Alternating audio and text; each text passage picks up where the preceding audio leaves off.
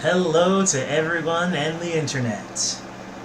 You're watching Culture Shock, the only show that knows how to on the internet that knows how to separate an issue of culture from an issue of politics.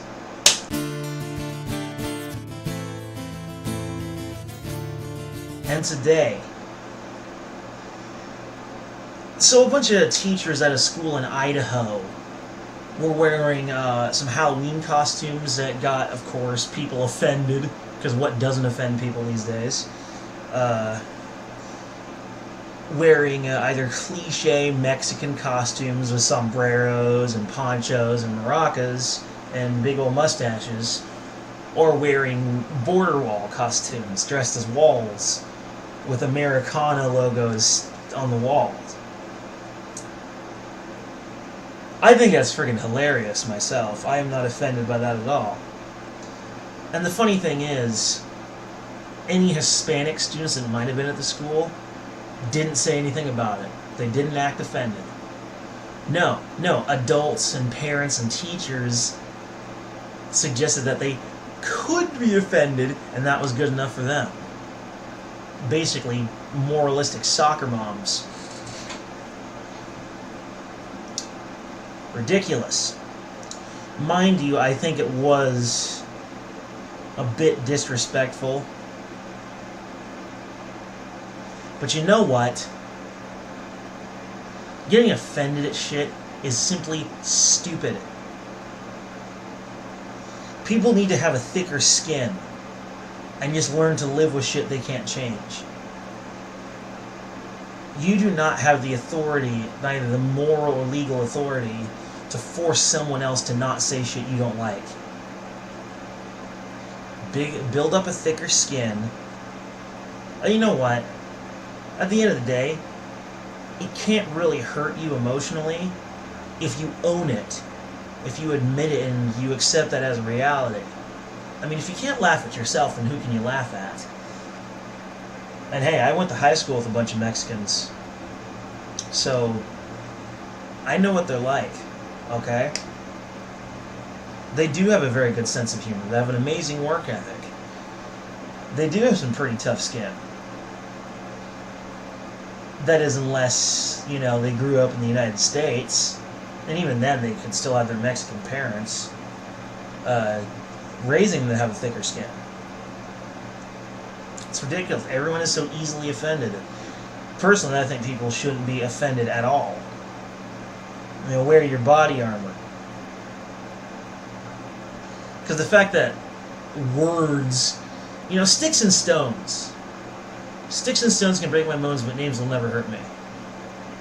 Alright? Sticks and fucking stones. Don't worry about what people say about you.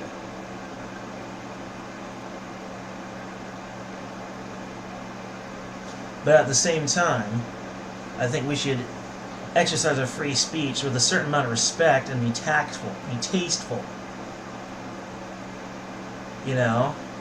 Don't be derogatory if you can help it.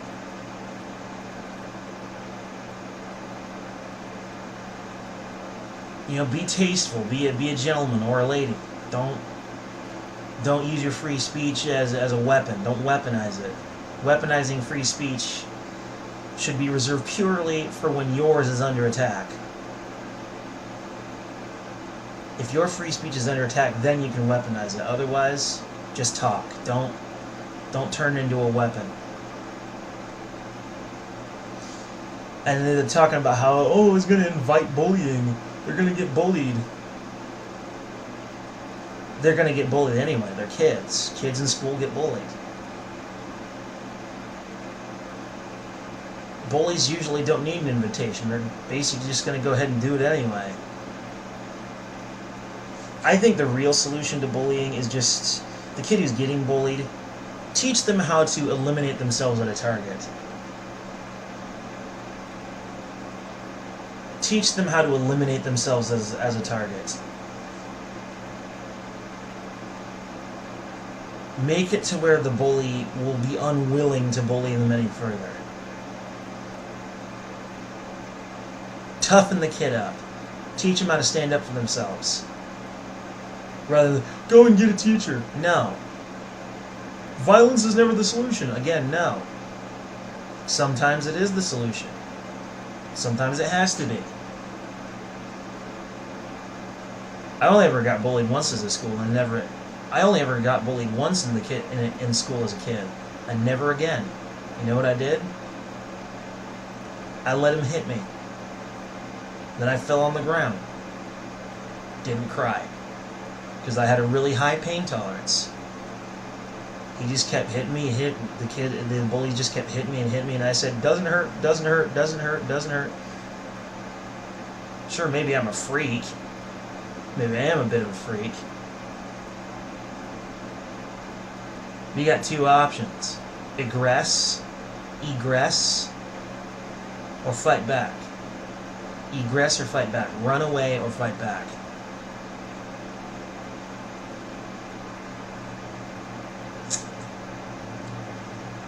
Talking about fighting back, the Dems are fighting back, the old Democrats. They could possibly take the House. Trump said it's a strong possibility. The numbers are looking good for the Dems in the House. House of Representatives could become a Democrat. Could become a Democrat circus. But let's hope not. I'm asking all of you to vote red this season for the midterms. No more voting for Democrats. The party is a mess. It's falling apart because they've been pushing far left extremism. They've been weaponizing it. They've been using the SJWs. Starve the beast, folks. Starve the beast. They have no good candidates. All their candidates are garbage. And the tactics they've been using have revealed the nature of the party itself. They love power. They love to abuse people. So let's starve the beast. No more voting for Dems. You can vote for Republican. You can vote for Libertarian. Hell, you can vote for the Green Party. But just no more voting for Dems. No more. No more Democrats. Gone. Let the party fall apart. And let a new liberal party rise to take its place. Maybe even the Libertarians could step up. Now wouldn't that be nice? Alright, now, there was a shooting at a yoga studio. Some 40-year-old dude in Florida went into a yoga studio and shot up the place. He killed about 6 people before, he got tackled by a number of the students there, and then he proceeded to shoot himself.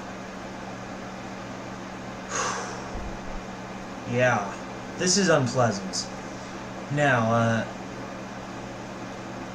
one of the first student to rush the shooter, that guy who came out with a bloody shirt and bare feet in gym clothes, came out of there to talk to the cops about it when the police showed up. This guy was obviously very extremely brave and stoic.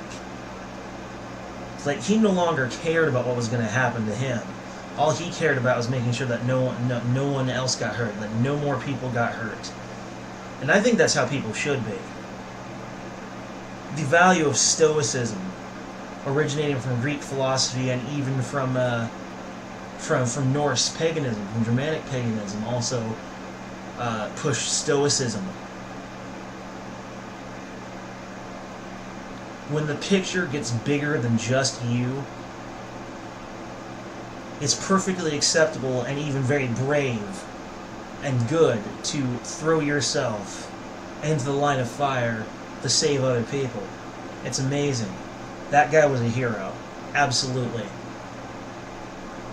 Who knows how many more people could have been killed had he not, rushed the guy and then and everyone else falls in line and dogpiled the idiot before he killed himself. The guy was awesome. Now, about why this other 40-year-old gentleman would do this.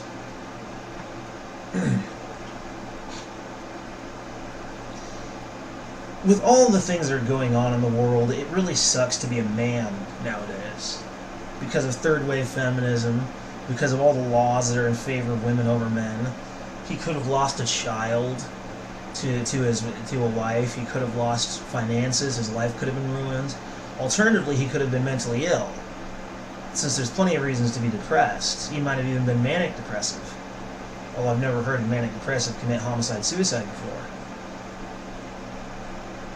But I think that in this world that exists today created that shooter.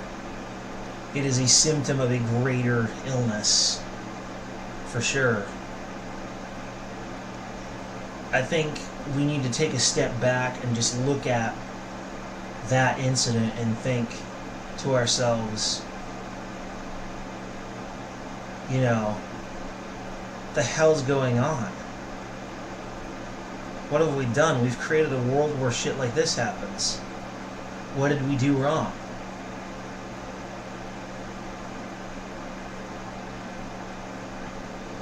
How did our supposedly advanced moral society create such a freak of nature?